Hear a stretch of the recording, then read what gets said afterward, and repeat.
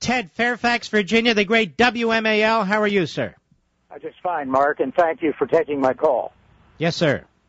I was reflecting on what I believe was the greatest speech Reagan ever gave, which was given only to 1,000 people or less, and that was at the memorial for the dead and wounded of the Beirut barrack bombing. My son was one of the casualties of that bombing, and my wife and I were there, and Reagan was there with the TV cameras and the news people, and he talked for 10 or 15 minutes, and then he said, we're going to make this now happen the way it should. He said, I want all of the relatives of the dead and wounded to go into the quadrangle, and I want to speak to you. So we all went into the quadrangle. He then instructed the SPs, the Shore Patrol, the military police, to remove all of the press people from that room.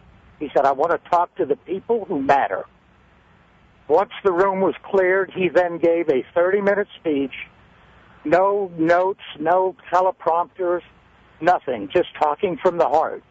And it was the most fantastic speech I've ever heard. And as I listened to the speech last night, I reflected on what a terrible, unbelievable difference we as a nation are experiencing today in our leadership compared to the leadership we had back in the Reagan days. You see, when you heard Reagan speak, you say your son was injured or you lost your son? He was injured.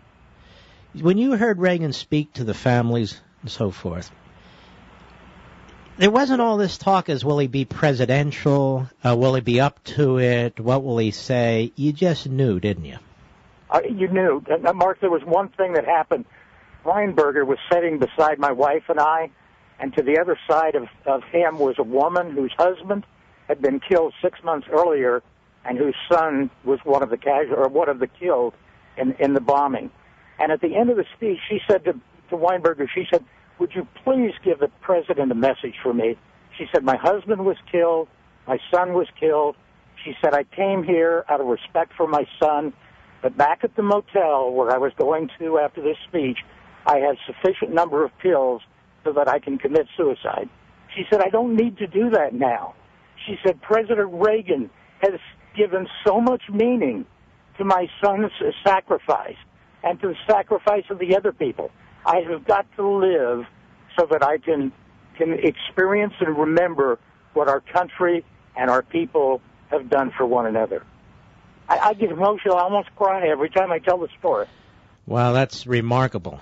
Absolutely remarkable. And, of course, Caspar Weinberger was a wonderful man and a great patriot and trashed at the end. But those of us who know that he was an absolutely great man. Thank you, Ted, and God bless you. I really appreciate the call. How's your son, by the way? Mentally, he has some problems. Physically, he's okay. He was one of the few that were one or two or three that was on the first floor that actually lived through it. But he was buried for quite some time, so he carries some baggage from it. All right. All our best to your family, okay? Thank you, sir. All right, Ted. Thank you.